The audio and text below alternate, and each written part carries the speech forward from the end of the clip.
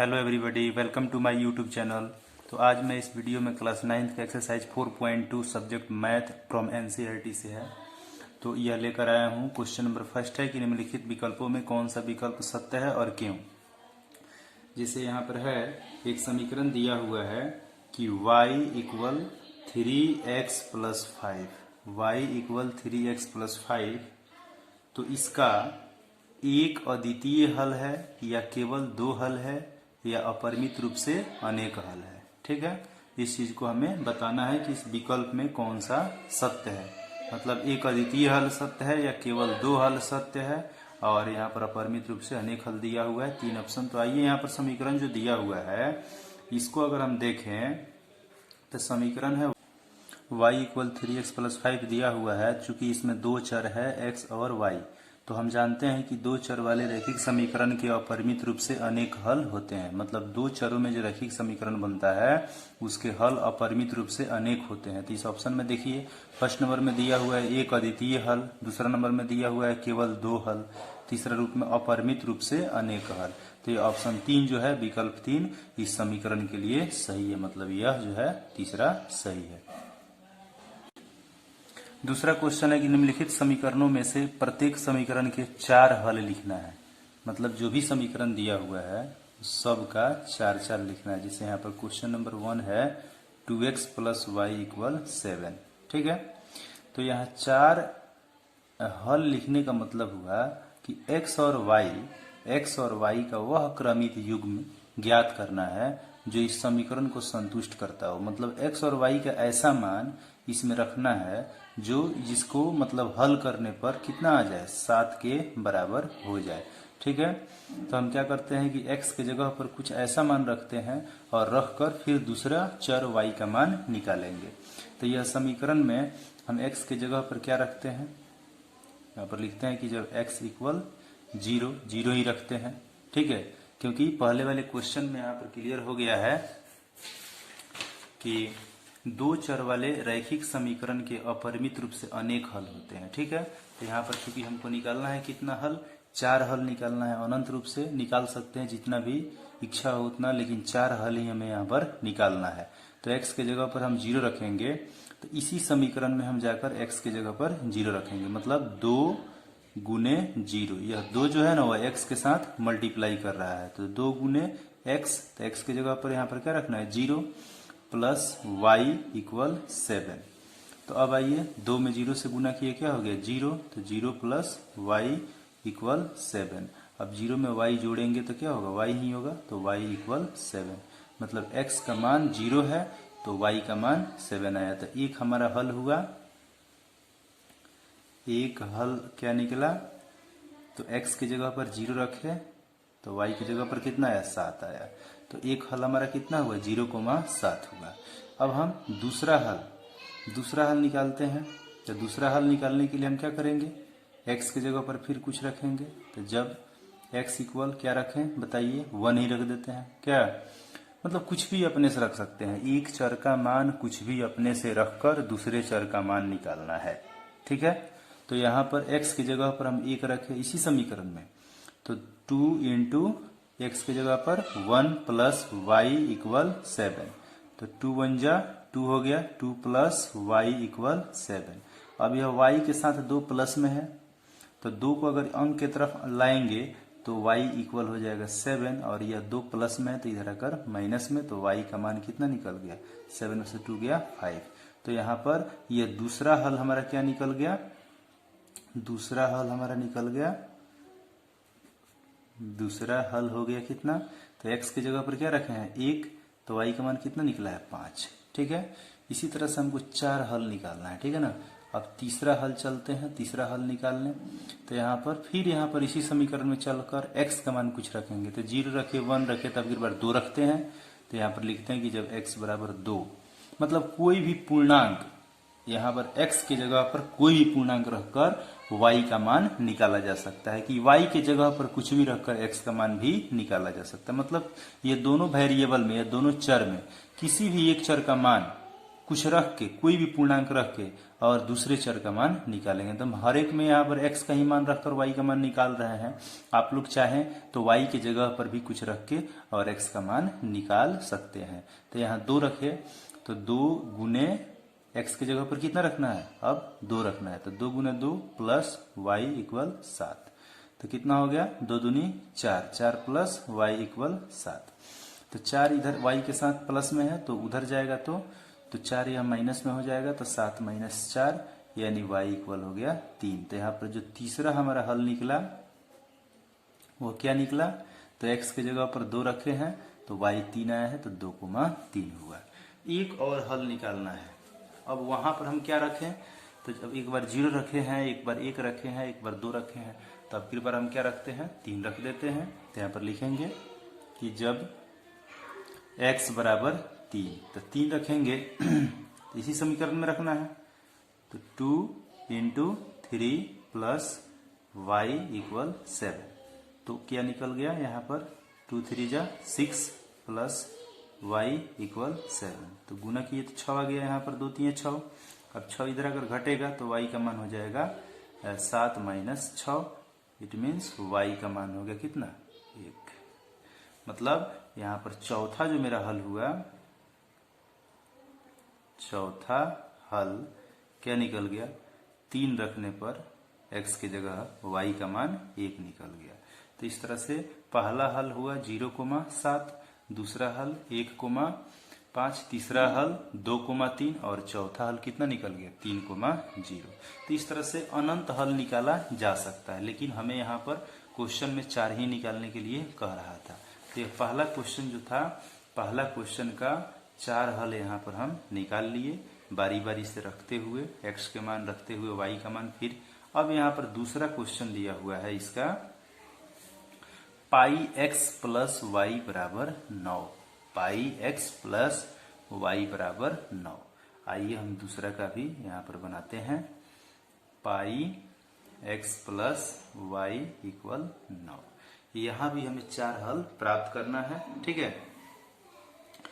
तो हम ऐसे भी कर सकते हैं, ऐसे भी बना सकते हैं कि जैसे यहाँ पर y है तो किसी एक चर का मान पहले ही निकाल लीजिए। जैसे y का मान हम पहले ही निकाल लें, तो y का मान जब निकालना है तो यह जो है यह उठकर इधर आएगा, तो 9 माइनस पाई x हो जाएगा, हो जाएगी नहीं। तो अब यहाँ पर ऐसे हम एक सारणी बनाते हुए, टेबल बनाते हुए भी बना सकते हैं। 4 निकालना है तो 1 2 3 4, यहाँ x लिख देते हैं, यहाँ y। अब यहाँ पर अपनी इच्छा से अगर x की जगह पर 0 रखा जाए, x की जगह पर क्या रखा जाए, 0 रखा जाए, तो x की जगह 0 रखने पर पाई में 0 से गुना करेंगे, 0 हो जाएगा। यहाँ पर 0 हो गया, x की जगह पर 0 रखे तो 0 में पाई से गुना हुआ 0 हो गया, 9 में से 0 घट गया, 9 हो गया। फिर x की जगह पर यहाँ पर अब कुछ रखिए और भी, जैसे 1 रखते हैं तो x की जगह पर 1 रखने पर क्या आ जाएगा, 1 रखेंगे तो क्या आ जाएगा, 1 रखेंगे तो 1 में पाई से गुना करेंगे, पाई तो 9 माइनस पाई हो जाएगा, 9 माइनस पाई, ठीक है। पाई 2 तरह से लिखा जाता है, ऐसे भी लिख सकते हैं पाई, ऐसे भी, या ऐसे भी पाई लिख सकते हैं, ठीक है। दोनों में से किसी तरह भी लिखा जा सकता है। अब एक बार यहाँ पर हम क्या रखते हैं, देखिए निगेटिव मान भी रखा जा सकता है, ऐसा कोई बात नहीं है कि हम बार बार 1 2 3 4 ही रखेंगे, हम माइनस में भी रख सकते हैं। जैसे मान लीजिए कि यहाँ पर हम -1 रखते हैं, फिर बार तो यहाँ x के जगह पर हम -1 रखेंगे, तो यहाँ -1 जो होगा -1, तो यह माइनस इस माइनस के साथ आकर प्लस हो जाएगा। 1 में पाई से यहाँ पर -1 रखा गया तो माइनस हुआ, अगर माइनस के साथ गुना कर लिया, 1 आकर पाई के साथ गुना कर लिया तो माइनस माइनस प्लस बना लिया। अब पाई एकम पाई मतलब हो गया 9 प्लस पाई हो गया कि नहीं हो गया। तो इस तरह से यह हुआ। अब फिर कुछ दूसरा रखते हैं, जैसे मान लीजिए कि x की जगह पर हम 2 रख देते हैं, x की जगह पर क्या हो गया, 2 हो गया। तो 2 रखेंगे तो 2 में पाई से गुना होगा, 2 पाई तो हो गया 9 माइनस 2 पाई, 9 माइनस 2 पाई। तो इस तरह से बहुत हल निकल सकता है, लेकिन हमको यहाँ पर क्वेश्चन में दिया हुआ है 4 ही हल निकालने के लिए। ठीक है। इसी तरह से तीसरा यहाँ पर क्वेश्चन है x बराबर 4y।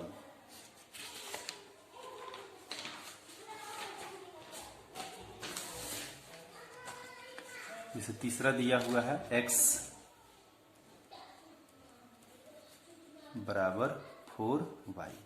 तो यहाँ पर इसका भी 4 हल निकालना है हम लोगों को, तो निकाल सकते हैं।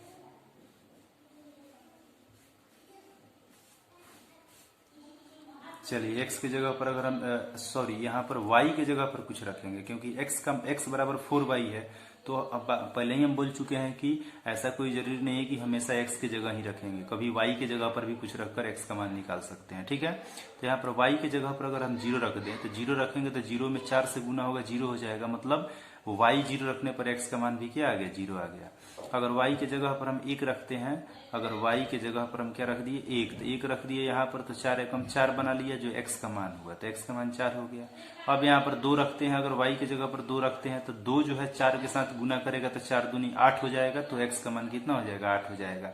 अगर हम माइनस में कुछ रखते हैं, जैसे हम -1 रख लिए, तो -1 रखेंगे तो -1 में 4 से गुना हो जाएगा, तो -4 हो जाएगा, जो x का मान हुआ। इस तरह से यह 4 हल प्राप्त हो गया डायरेक्टली। ठीक है। अब जो है आते हैं हम दूसरे क्वेश्चन पर।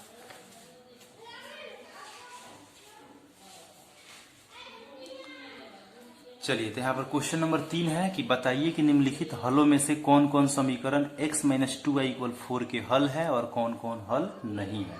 तो यहाँ पर x क्या है, हमारा समीकरण पहले लिख लेते हैं यहाँ पर कि x - 2y = 4 है। तो इस तरह से अगर हम x का मान निकालें, तो 2y इधर माइनस में है, तो इधर आकर हो जाएगा। इस समीकरण को हम एक वेरिएबल में निकाल लेते हैं, तो x इक्वल यहाँ पर 2y माइनस में है, तो 4 + 2y हो गया। 2y इधर माइनस में है, तो इसको उठाकर इधर लाए, तो प्लस में हो गया।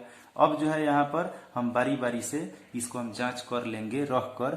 जैसे इसमें पहला हमेशा x का मान होता है और दूसरा y का मान। यह हम दो निर्देशांक ज्यामिति चैप्टर में खूब अच्छा से आप लोग को बता दिए हैं कि यह जो दिया कार्तीय तल में यह जो दिया रहता है, जैसे मान लीजिए कि यह क्रमित युग में दिया हुआ है 0,2, तो यह x का मान है, यह y का मान है। जैसे यहाँ पर दिया हुआ है 2,0, तो यह 2 जो है वह x का मान है और 0 जो है वह y का मान है। जिसे दिया हुआ है 4,0, तो यह 4 जो है x का मान है और यह जो 0 है माने बाद वाला y का मान है और पहले वाला x का मान है। यह जो क्रमित युग में दिया हुआ है हमेशा, तो पहला x का मान और बाद वाला y का मान है।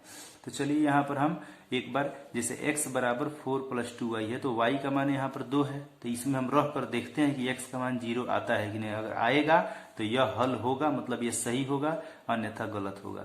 तो यहाँ पर y की जगह पर 2 है, तो हम 2 रखते हैं, तो 2 रखने पर 2 दूनी 4 हो गया। यहाँ पर यह दोनों गुना में है, 2 रखे तो 2 दूनी 4, तो 4 और 4 मिलकर कितना हो गया, 8 आ गया। तो x का मान 8 आ रहा है, जबकि यह 0 है, तो इसीलिए यह पहला ऑप्शन गलत हुआ।